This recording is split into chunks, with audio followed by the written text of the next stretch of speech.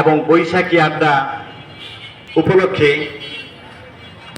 আজকে আমাদের বন্ধু মহলের সকলের উপস্থিতি একান্তভাবে আন্তরিকভাবে আমি খুব আনন্দিত। তাদেরকে আমি শুভেচ্ছা এবং অভিনন্দন জানাচ্ছি।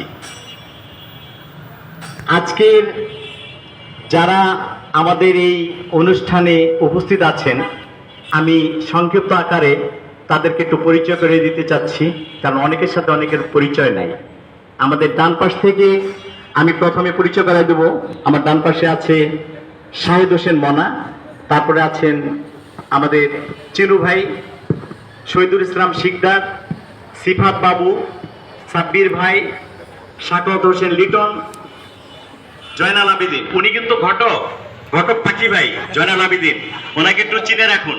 উনি কিন্তু কমার্শিয়াল ঘটক, কারো যদি প্রয়োজন হয় না ওনার সাথে যোগাযোগ করবে। এরপরে আছে আমাদের ছোট ভাই মাহমুদ, এরপরে আছেন আমাদের ইমরান চৌধুরী, এরপরে আছেন গোলাপ, এনামুর, পিন্টু, তারপরে আছে আমাদের সীমা, এই শিলা মহিলা নেত্রী শিলা। আমাদের বন্ধু রয়েছেন শারমিন, তারপরে আমাদের বন্ধু আছে শান্তা, আমাদের বন্ধু আছে মনি, তারপরে আছেন আমাদের নামটা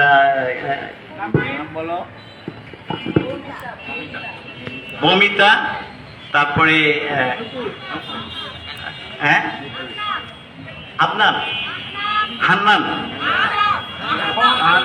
আহনাব, তারপরে আছে আমাদের মোর্শেদ ভাই, তারপরে আছে আমাদের কায়েস ভাই, আতাউর রহমান, তারপরে নেওয়াজ শিকদার, তারপরে আছেন আমাদের সাগর ফরাজি।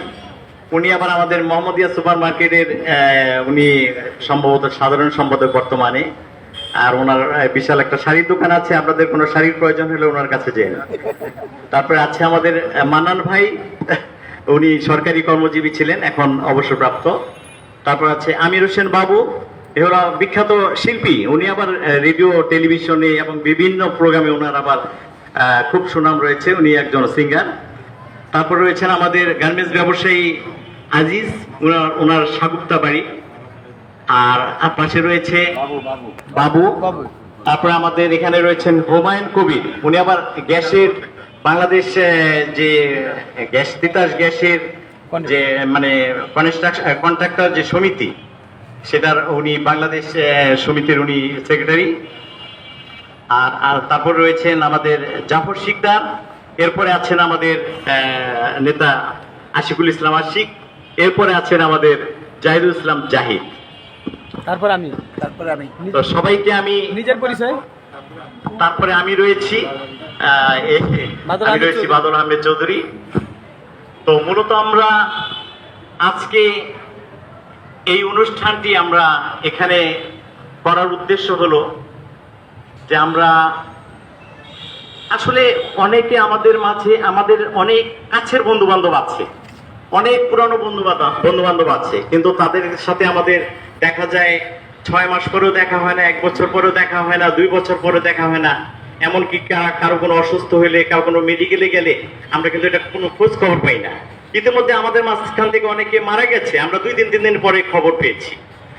তো এই যে বিষয়টা, আমাদের যে গ্যাপটা, এই গ্যাপটা পূরণ করার জন্য আমাদের যে পুরনো বন্ধু বান্ধব আছে সবার সাথে সবার জন্য একটা যোগাযোগ থাকে।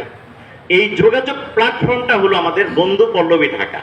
এই বন্ধু পল্লবী ঢাকা, এই প্ল্যাটফর্মটার মাধ্যমে আমরা প্রতিনিয়ত কিন্তু আমরা সবার সাথে সবারই যোগাযোগ হচ্ছে, সকাল থেকে সারাদিন পর্যন্ত একজনের সাথে আরেকজনের আমাদের দেখা না হলেও আমাদের এই মেসেজের মাধ্যমে কিন্তু যোগাযোগ হচ্ছে।